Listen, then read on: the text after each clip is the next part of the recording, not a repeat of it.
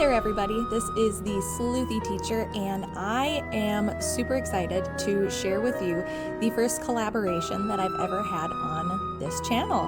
I was invited to join the amazing Caroline Quick on her podcast, the Amateur Sleuth Podcast, and we had so much fun.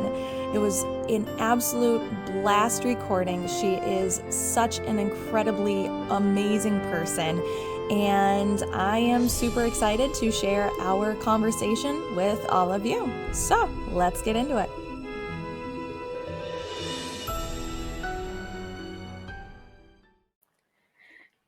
Hey everyone, thank you so much for joining us today.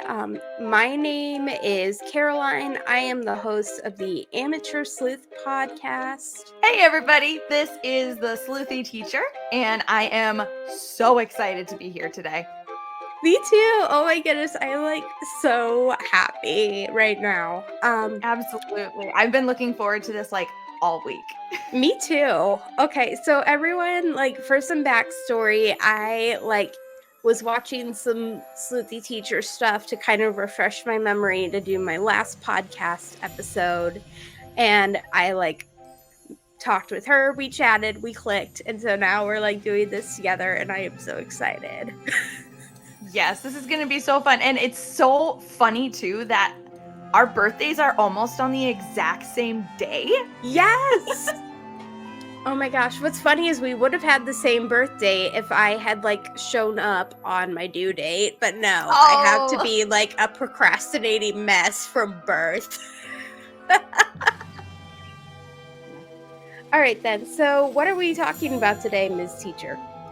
We are talking about Nancy Drew, the final scene, and we were already talking about this a little bit earlier. I absolutely adore this game, so I'm so excited to kind of pick it apart and make it even better theoretically. Yeah, and well, we were just talking about this. I had only played the game once, but even still, it was really fun. I was refreshing myself on it a little before. I didn't have time to fully play the game before we started, but even still, I was shocked. I'm watching it and looking at things to pick apart, and there's honestly not that much because it's really well done. It is such a well done game, and there's so many things that when you look at the parts of it and you just try to pick it apart, there's really nothing to pick apart. They did fantastic putting that game together. They did. I really feel Haunted Mansion, Royal Tower, and Final Scene were just, oh my gosh, that is really, in my opinion, where her interactive really hit their stride and established that they were going to be a quality game that you aren't going to mess with. 1000%. Okay, so do we want to go ahead and dive right in here? Yeah, where do you want to start? Okay, so I'm kind of want to start with the opening. So in my personal opinion, and you might disagree and you can let me know what your thoughts are on this, I kind of saw Sea of Darkness as peak animation for her interactive.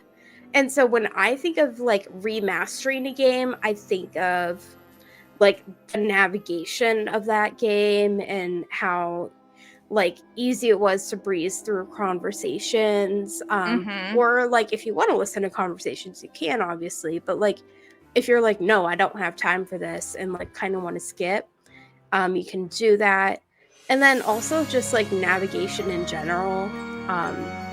We did finally get rid of the little blue magnifying glass in this game. I always had hiccups with that when I was playing Haunted Mansion and some of the earlier games, but yeah, I think in terms of navigation in general, animated stuff, that's where I go to. Do you have agree, disagree? What's your peak animation point, I guess? I agree 100% with what you said about peak animation. Definitely was Sea of Darkness.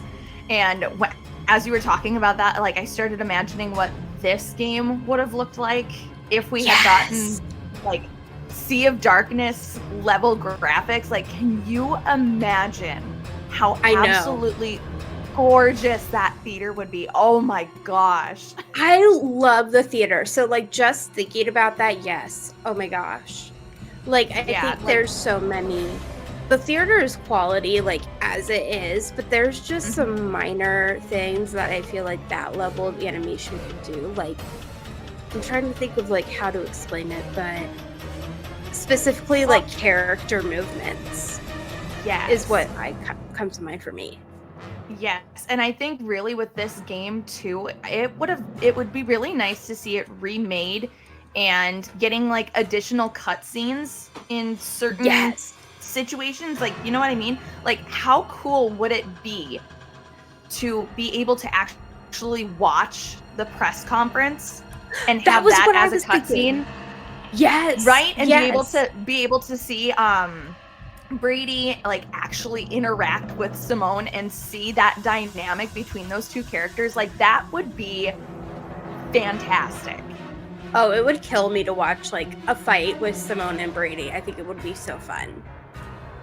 Oh like, my gosh, yes. Or actually, like, I feel like the dynamic is probably like a little similar to, did you watch Everybody Loves Raymond growing up? Yes. Okay, like I kind of see them as like Raymond and Marie, where like he's trying to stand up to her and she's like, no. Just bulldozes completely over to the top of him. Yes. Also, too, like, imagine being able to watch Brady and Nicholas Falcone interact. Yes. Right? Would that be amazing? Oh my goodness. Yes. I love... Okay, I'm going to say this, too. I think it's, like, Nick kind of needs, like, a minor update with his wardrobe. That's one thing I was thinking about with this game is, like, what's one, like, little detail... why is everyone recycling their clothes? Like, Simone and Brady have enough money. I know they have more clothes than that. And, like... Yes. Joseph may not. Like, it sounds like he's struggling, poor guy. Or he's, like... one of those guys. I have these, like, people in my life. I have older grandparents where, like, even though they have different clothes, they have, like, the same... Like... They have 10 of the same exact item, and they wear them constantly. Yes. My grandpa, my great-grandpa, I don't know why. There's parts of Joseph that remind me of different elements of my grandparents. But my great-grandpa had this, like, blue and white shirt that he wore constantly. Like, he had so many different, like, of that shirt. Like, basically same exact thing. Maybe like some that were minorly different, but that was his signature shirt. And so he actually he passed away recently, but last year we celebrated his 100th birthday party. And so like it was amazing. And so like our immediate family, this is so bad, but it was so funny. We like bought like similar things to that shirt and like wore it to the party just to kind of like poke fun, but also be like honoring him. It was great. Yeah. Oh my gosh, I love that so much. I could like, if Joseph had grandkids, which is kind of hinted at that he doesn't, I could totally see his grandkids doing that for him. Yes. Joseph definitely gives off like that lovable grandpa vibe. Like, I think that was one of the things that, like, the first couple of times that I played this game, I really, really liked his character because that is how he comes across. Yeah. And I think, too, like, so spoiler alert, unfortunately, Joseph is a culprit, but I kind of feel like, in my head, if we change the ending, it would be, like, everyone understood where he was coming from and felt bad for him. Like, even Nick Falcone was like, I don't love him, but he's, like, obviously, like, a pretty okay dude. And so, like, no one pressed charges. And so he, like, ends up, like, having to get some, like, therapy, maybe. And then, like, some community service work at the theater for punishment instead of like going to prison. Because he's like a little old man who just needs like a hug. He needs to be okay. Yes, I absolutely agree. Like, it breaks my heart that he is the culprit, but like, real talk though, I love how they revealed that he was the culprit. Like, that was so beautifully done. It was. But at the same time, it's like, did it have to be him? I know. I think about it though, and I'm like, it makes sense. And I kind of liked, like, when I was listening to his dialogue at towards the end when we realize he's the culprit and how he's like kind of avoiding the conversation. And I was kind of thinking like, okay, do we really want to keep that? And I'm like, yes, because it really shows where he's at. Like, he cannot stand the thought of losing this theater because it's all he has. Like, his family's gone. Exactly. It doesn't sound like he has a lot of friends outside of like theater life. And so I'm like, I love the idea of him, of keeping that dialogue in, and then it being kind of like a backdrop for how how they respond to addressing him kidnapping people in the end. Yes.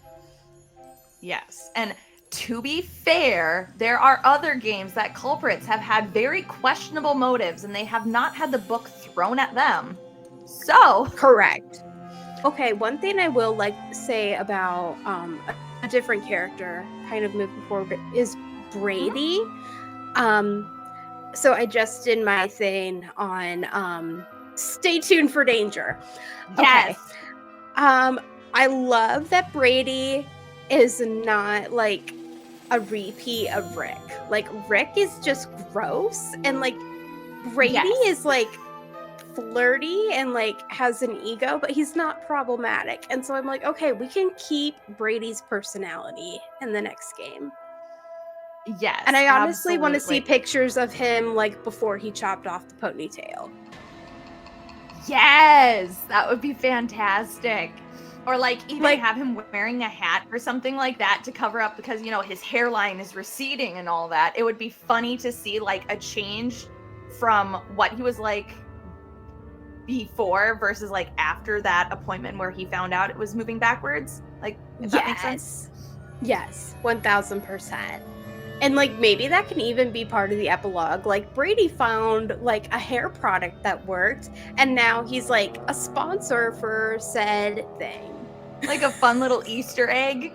Like in other games then, that you're like looking through a magazine and you see Brady Armstrong in like the equivalent of like a Rogaine ad. Yes. I love that. Oh my gosh. All right, so question. So with the phone calls, I personally, like, would you rather like keep it the same where we're like calling from a phone, or do you want to do like cell phones instead and like modernize? Gosh, that's such a good question. So part of the charm for this game, I think, is that it was an older game where we didn't have a cell phone. So I personally would not mind keeping it as like a landline that we're using. But I think the phone conversations in general could be completely reworked.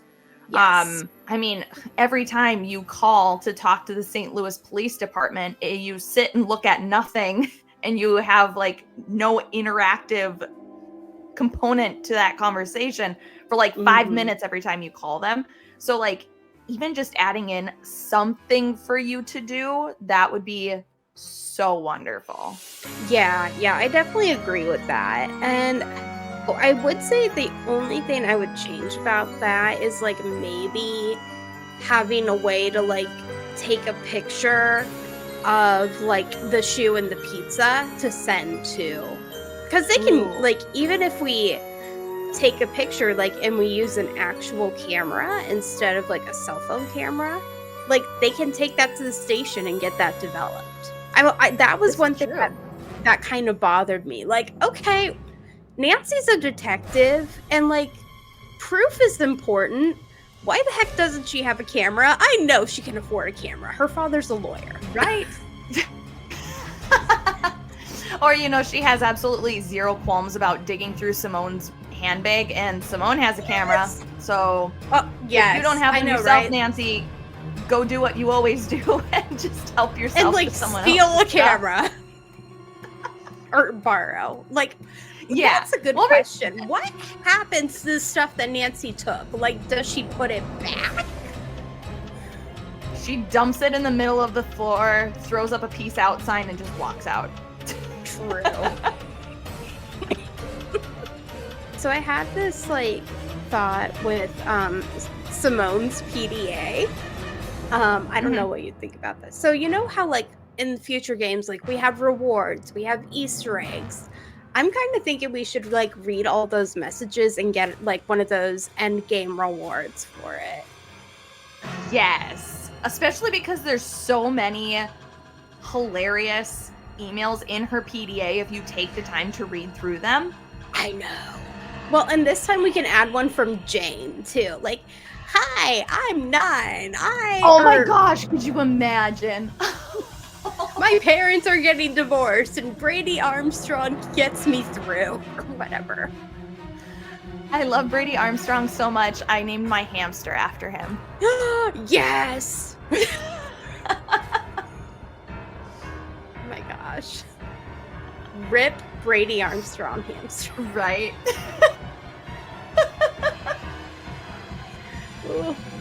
Oh my gosh.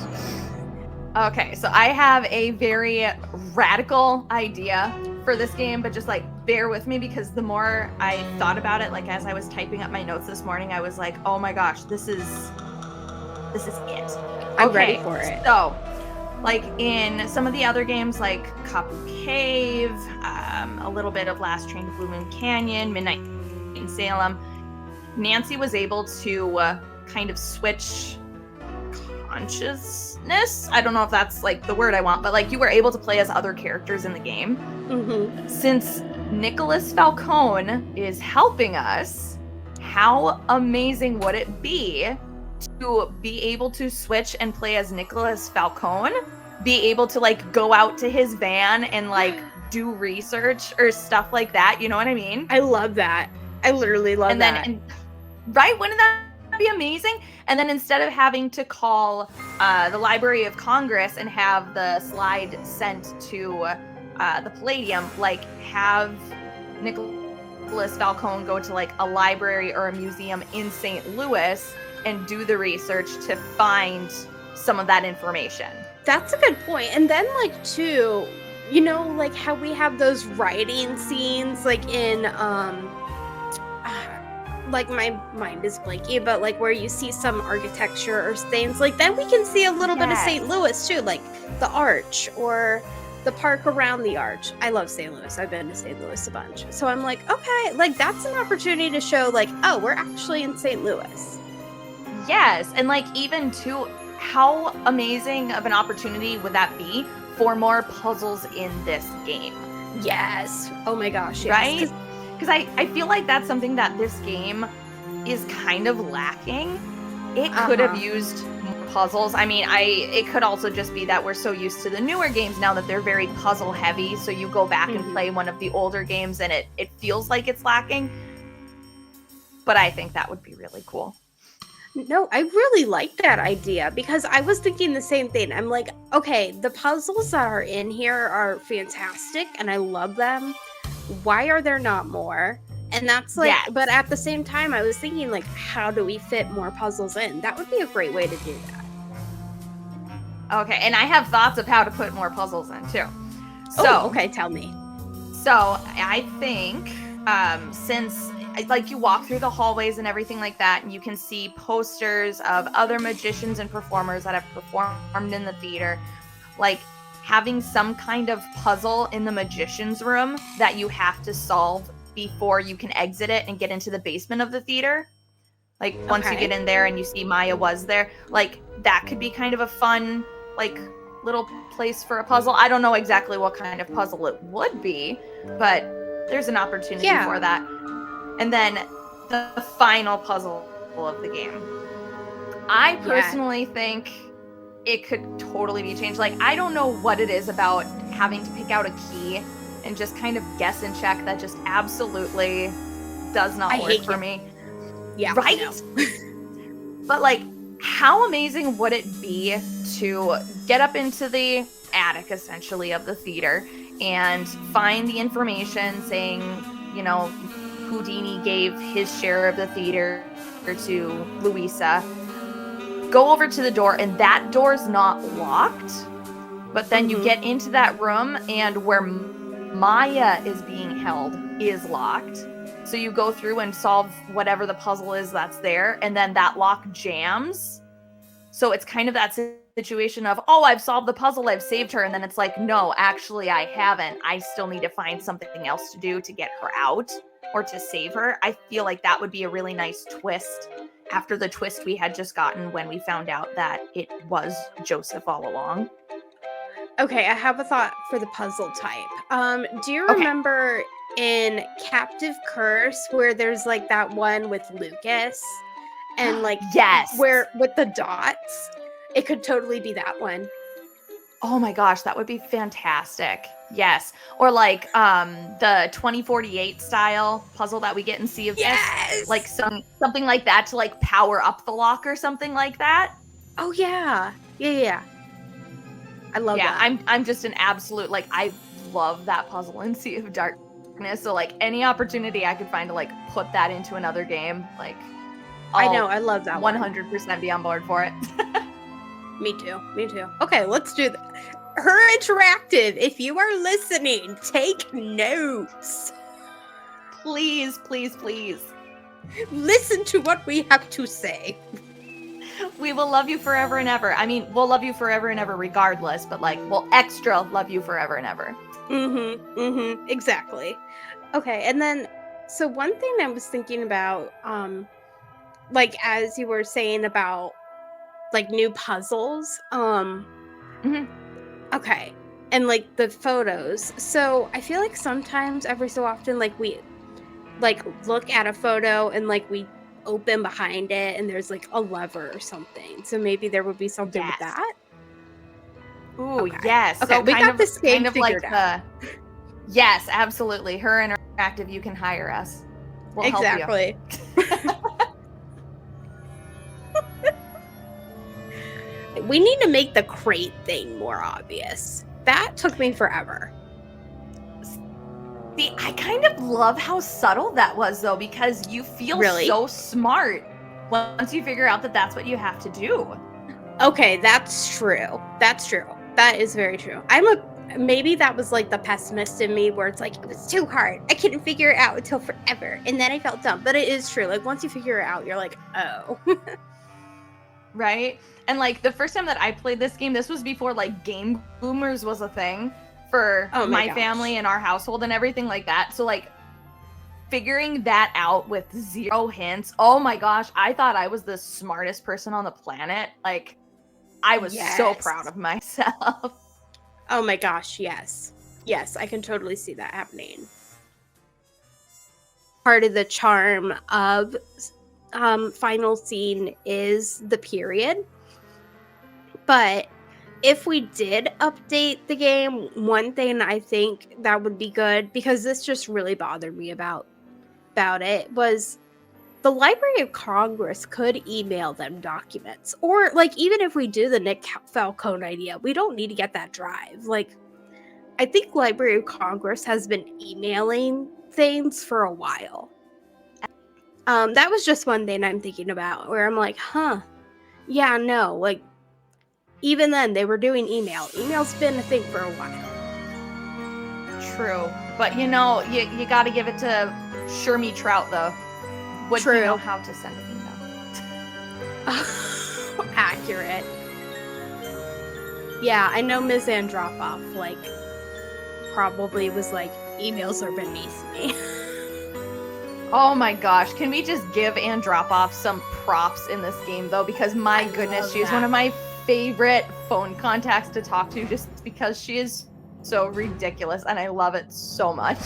I love her because we recycle phone characters. Like we had Hotchkiss a couple different times. Trying to think who else. I mean, freaking Joe and Best George, obviously, but like, yeah, we can do it. And it would be really cool too, like, especially like thinking about like from Midnight in Salem with the protesters and everything like that. How full circle would it have been to have Nicholas Falcone somehow involved in all of that? Oh my goodness, yes. Right? I could totally see him being there. His face in the endgame letter when Brady has his arm around him. Yes! Oh my goodness, that was iconic. Such a mood. I get that though. Like, everyone has had that person who you think they think that you're friends and you're like, no, but okay. Yes. Like I will plow through this with you, but we're not friends. Absolutely. He very much gives me the. Have you ever seen the show Dairy Girls? Okay, I haven't seen the full show, but I have seen like clips. He very much gives me like the Sister Michael vibe where she's like, I don't want you to touch me. Okay, yes, I love Sister Michael. Right? Okay, yes. I mean, we haven't really talked much about the music in this game. Okay, the music is fantastic. I do want to say that. I feel agree. like there's the one thing that we could do, just because it is full of magicians, is there's not, in my opinion, as much magical music as there could be. Yes, like it has like that fantastic discovery like track that plays whenever you like progress the case that does have a very like magician-y vibe to it. But like a lot of the like the upbeat kind of bouncy tunes, to me they read more as like haunted carousel type vibes. Like they sound almost more carnival-y than they sound like magician-y. Well, and I think magician would be a little more like the vibe that we're looking for, because like magicians, even though they're cool and they're wondrous, they're also like mysterious, and like there is a level of seriousness about them. And like again, where you are trying to figure out like where a girl is so she doesn't die. Yeah. Credit where credit is due, though. Oh my gosh. The danger track in this game, though, is 12 out of 10. It's so well done. It is. It really is. I love the music in this game. Like, yes, it's like there are things that could be better, but like that. Oh, yes. I do kind of want to get rid of like that weird, I personally think the booth people in most games are really creepy. You don't want to keep the Amazing Monty? Oh my gosh, the Amazing Monty terrifies me. He is absolutely nightmare fuel. Have you triggered it where like you go to play his game or whatever after you win the flash paper and he like breaks? No. Oh my gosh, it is terrifying. Like his head like swivels completely around and then it like juts off to like a weird angle. It is terrifying. Her Interactive just had their big costume contest and everything like that. The Amazing Monty would have been a fantastic character to dress up as. I can totally see that. Or Miles, the Magnificent Memory Machine. I love Miles. He is hilarious. I love the voice actor who does him. Yes. Because he also does, oh my goodness, Casey. Yeah, Casey Porterfield. Yes, thank you. I love Casey. We need Casey again. Yes. Nancy hangs up the phone and goes, I really hope he doesn't work with heavy machinery. I know. And you're just like, yes, me neither. Me neither. God bless Casey. Yes. Oh my gosh. He's such a fun character. I just love him. Oh my gosh. Like what is it? I said I'm going to email you something. And then he hangs up. Talk to you later, Caddy. Like, he very much has, like, Professor Hotchkiss vibes. Yes. Because Hotchkiss can't get Nancy's name right either. Right. Like, Hotchkiss and Casey need to get together. They would be a fantastic Nancy Drew power couple. Have, like, one thing that, and like I get the explanation that's in this game, I still don't like it though. I think we need to get Maya's parents involved in this situation and let them know what's happening. Yes. Like, I'm just thinking about this, like, I'm not a parent, but I feel like knowing enough parents that, like, love their children, that's something, like, I'd want to know. Like, right? I don't like how for 3 days their daughter is missing and almost died, and no one thought, maybe we should tell them. That just blows my mind. But, like, I also can kind of see, like, how Nancy is this entire, like, really series. There's sometimes that her empathy and thinking of, oh, hey, maybe these people have, like, feelings and we should be right understanding of them. Like, maybe she just didn't think it was that big of a deal. I mean, at the same time, though, she's, like, hounding the police, like, my friend is going to die. Like, what was she going to tell these people when they came back home from Vietnam? Like, what was she going to do if Maya didn't get rescued? Like, hey, I kind of let your daughter die in the theater. Sorry. And that was, like, a month ago. We already had a funeral and everything, but here's where her, like, burial plot is. Like, what? Oh my gosh, that would be so chaotic and awful. It would be. There should almost be, like, a second chance sequence where something like that happens. Yes. Or, like, a blooper thing. Like, Hello, this is, like, St. Louis Police Department. Is this Mr. and Mrs. Wynn? Yes. We regret to inform you that your daughter is, like, no longer in the land of the living. Yeah. But also, like, why should that be Nancy's responsibility to, like, contact them? Like, shouldn't the police have, like, reached out to them, especially on, like, day 2, day 3, where it's confirmed that she's gone? Like, what? Yeah. I feel like it's Nancy's responsibility in the sense that, like, they know her and, like, kind of trust her. So I don't know. I guess in my idea, like, she at the very least gives the police their contact information, or, like, calls Hannah and is like, hey, Hannah, I have a situation. Can you let Maya's parents know what's up? Yeah. Also, so we have an excuse to hear from Hannah again, but we need more, like, appearances of Hannah in the games, I feel. Me too. I love Hannah. Like, when we heard from her in Haunted Mansion, like, she was so great. Every time, like, Nancy and Carson talk about Hannah, like, they love her. Like, what is up? Where is Hannah? Like, right? And, like, all of the emails on? that we get from Hannah. I'm like, I'm upset now. Where is Hannah? What did you do to Hannah? Is Hannah fake? Oh, that would be so sad. I know, right? All this time Hannah is just Carson sitting and, like, pretending to be someone else. Or, like, Nancy has an imaginary friend, but, like, no one wants to acknowledge that because that's, like, she's 18. No, hear me out. Hannah is actually Ned, because that way Ned actually gets some attention from Nancy. Yes! I'm dead now.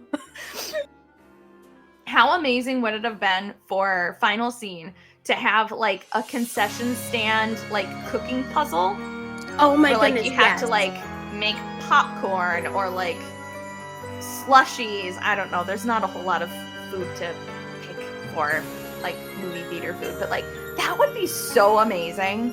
I could totally see it. Yeah, like, them being like, hey, those protesters are, like, getting a little aggressive, so we think, like, maybe making sure that they have full bellies would help. Do you, like, maybe, like, that could be something Nick does, is like, okay, I'm gonna, like, make food for my people so that they have the energy to be angry. Yes, instead of fighting the power, we'll be fighting the hunger. Yes, and, like, I don't know, I'm trying to think, what does my local theater have? Like, maybe nachos and a hot dog, or like Corn popcorn, pop. Yeah. That sounds so good right now. Oh my goodness. Well, this has been so much fun. We need to like do this again. Oh my gosh, absolutely. Okay. All right. Like, we will get to talking. All right. Well, thank you so much for agreeing to do this. I have had so much fun. Agreed. This has been an absolute blast. Thank you so much for having me and reaching out to me. Like, this has been so much fun. Oh my goodness. Well, thank you. All right, everybody. So where I know, like, you can find me on either Spotify or Apple Podcasts at the Amateur Sleuth Podcast, but where can they find you? Yeah, so you can find me on my YouTube channel, The Sleuthy Teacher, or on Instagram at The Sleuthy Teacher. We actually had so much fun recording this podcast that we got off topic quite a few times, enough so that there is going to be a part 2 of our conversation posted at some point. So keep your eyes peeled for that. Hopefully you enjoyed getting to celebrate all of the glorious, wonderful things about the final scene. Thank you again to Caroline for inviting me to join her. It was an absolute blast. You are awesome. If you haven't had a chance to yet, take a look at Caroline's podcast, the Amateur Sleuth Podcast. It can be found on Apple Podcasts and Spotify. Don't forget to like and subscribe if you haven't yet already, and let me know in the comments below if you would like to see and hear more collaborations with me and Caroline in the future. Until next time, stay sleuthy.